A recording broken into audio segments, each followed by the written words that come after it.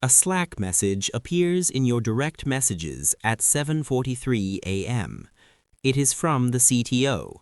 It reads, "Can you be on a call at 8?" The message is deleted 90 seconds after you read it. You already know not to screenshot it. You already know not to confirm receipt by text. You call the number in the calendar invite that appears without explanation 4 minutes later, and the call begins with, "This conversation doesn't happen. What I'm about to tell you doesn't leave this call." This is your first day understanding what the company actually is, as opposed to what the company says it is. Level 1. The Seed Stage Employee. The company has 11 people. You are employee 9. The Series A hasn't closed. The office is 2 rooms in a building where the elevator is always broken, and the HVAC was last serviced in a year that predates the founding of the company. Everyone works 18 hours. This is not startup culture. This is a controlled test to see who breaks. You are building a product that does not yet exist in a form that anyone outside this building has seen. The pitch deck presents it as already working. The pitch deck is not technically false. It is optimized for a specific kind of reading by a specific kind of investor. You learn to distinguish between the pitch version of the product and the product. This distinction is the first skill that has no title and no mention in your offer letter. The invisible rule. At seed stage, belief is the product. You are not just building software. You are manufacturing conviction in investors, in early users, in each other. The founder is the primary belief engine. Your job is to extend that engine's range. The power currency here is proximity to the founding vision. The employee who understands what the company is actually trying to become, not just what it has been funded to build, is the one who survives the pivot, because there will always be a pivot. The moral compromise. You have given a demo that presented functionality as live, that was partially hard-coded for the demonstration. The investor did not ask whether it was live. You did not volunteer that it wasn't. This is called a demo environment in the internal vocabulary. Outside the building, it is called something else. You have stopped thinking about what it's called outside the building. What you stop feeling, the need to reconcile the internal vocabulary with any external standard. Concrete detail. The product has 14 real users. The pitch deck says growing user base. Both of these things are true simultaneously. You are learning that precision and accuracy are not synonymous. Level 2. The Series A hire. The round closed, $40 million. The check arrived in an account that had 11 days of runway remaining. No one mentioned this was the situation until after the close, at which point it became a founding myth. We were 11 days from zero, narrated with the retrospective comfort of people who know how it ended. The company now has 31 employees.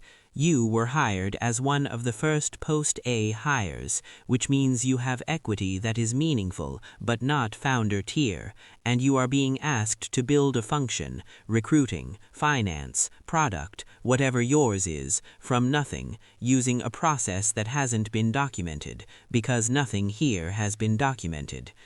The invisible rule at this level: document everything, but understand that the documentation serves the audit trail for the next round, not operational efficiency. You are generating the artifacts of a well-run company because the B-round investors will want to see them. You are not generating them because they currently make the company run better. The information currency. You now have access to the cap table. Not officially, you are not an officer and it is not your function, but a spreadsheet was shared in a folder that was shared too broadly, and you saw enough in 40 seconds to understand your own position relative to the founding team and the seed investors. You closed the spreadsheet and said nothing. This restraint is noticed by no one and is very important. One moment where the company's stated values and its operational values diverge. A candidate is rejected for a senior role after an off-process comment from the founder that was communicated to you through a third party as not a culture fit. The candidate was better qualified than the person who was hired.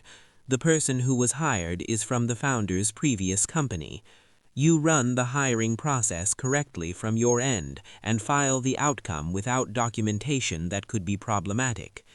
What you stop trusting, the stated rationale for any decision that contradicts the obvious operational rationale. What you begin performing, institutional coherence. Concrete detail. The company's values are printed on a wall in the new office. You helped write them. You were proud of them at the time. You have not looked at them in 4 months. Level 3. The Series B Director.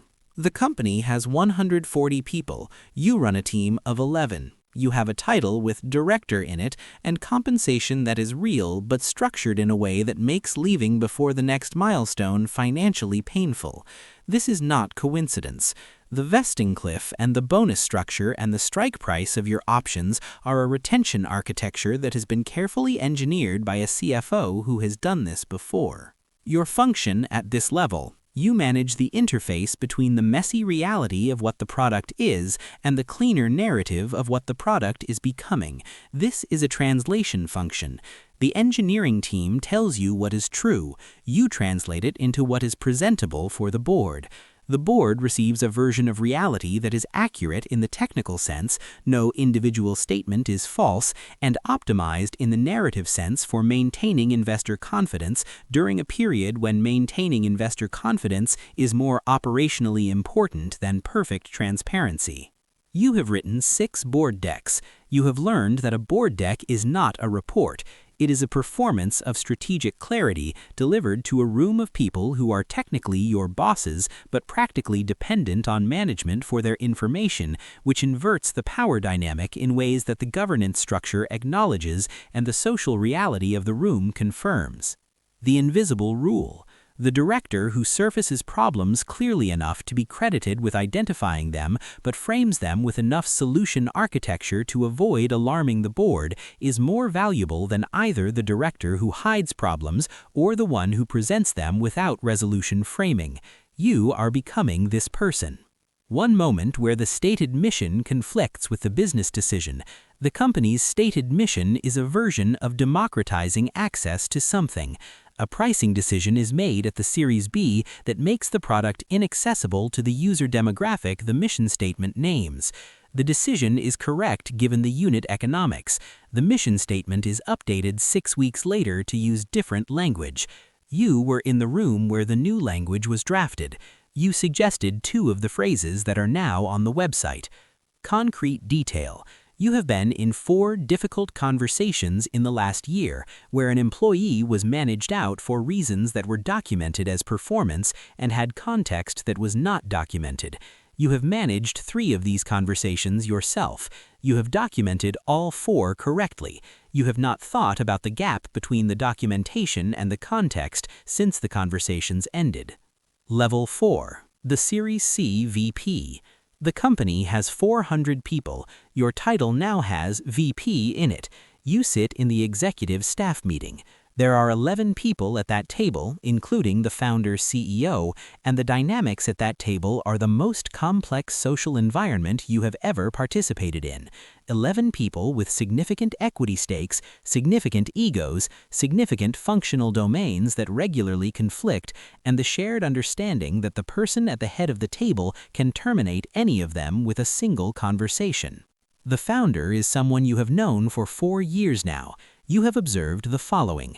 The founder's vision is genuine and the founder's ethical positions are sincere, and the founder makes decisions in the executive staff meeting that are disconnected from the vision and the ethical positions when the business pressure is sufficient. This is not hypocrisy. It is the arithmetic of a company that has raised $300 million and whose investors expect a trajectory that has no room for idealism that costs money at scale. The invisible rule at the VP level is your job to make the founder's instincts implementable, not to challenge them, to pressure test them in private, and then execute them publicly with full commitment. The VP who challenges the founder in front of the executive staff is demonstrating poor political judgment. The VP who challenges the founder privately, with evidence through the correct channels, with solution framing and an exit ramp for the founder to adjust without appearing to reverse, that VP survives and matters. The currency at this level is access to the founder's trust. This is earned slowly through a sequence of correct private conversations and lost quickly through a single public misstep. Concrete detail.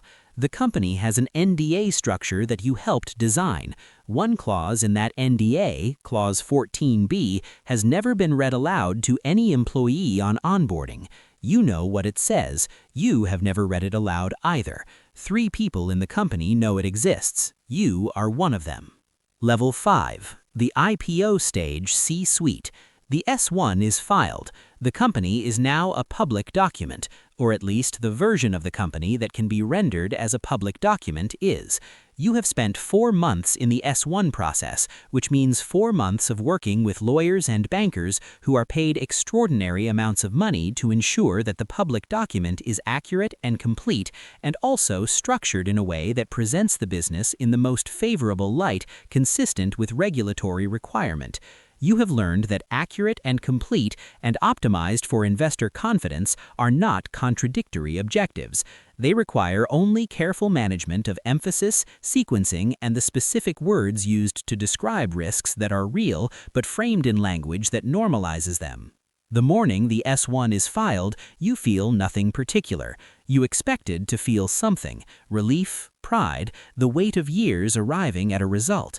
What you feel instead is the operational awareness that the post-IPO accountability structure is going to be significantly more demanding than the pre-IPO structure, and that several things that were manageable in private will now require management in public, and the gap between those two requirements is going to be the defining challenge of the next 18 months.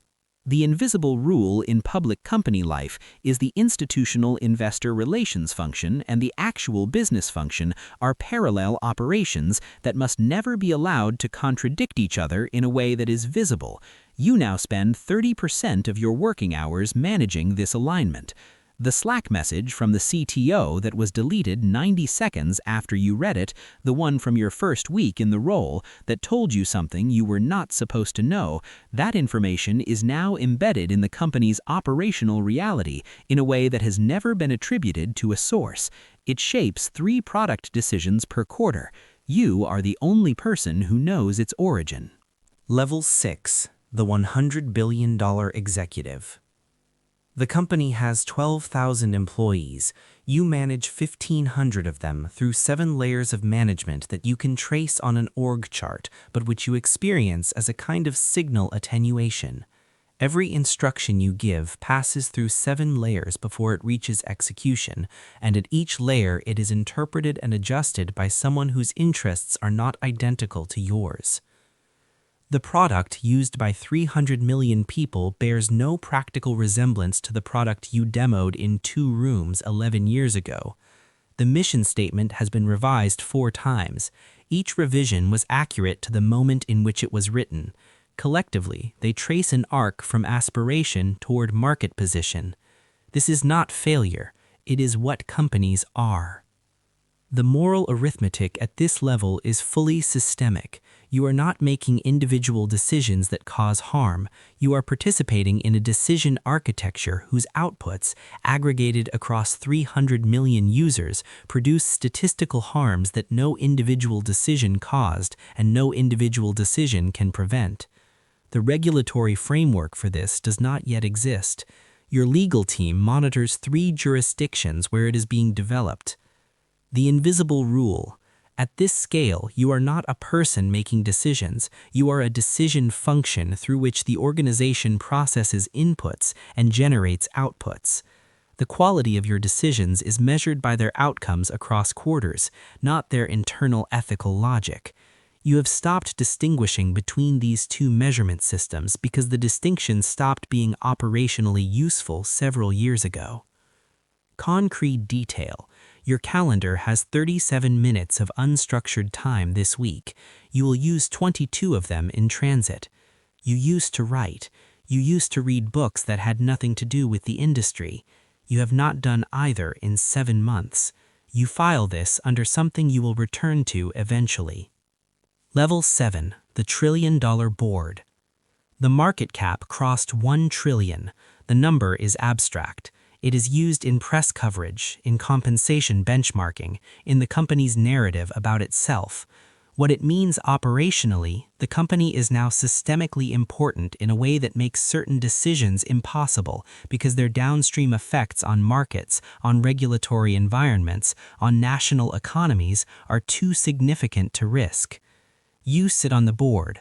The board does not run the company. The board governs the CEO. The CEO runs the company.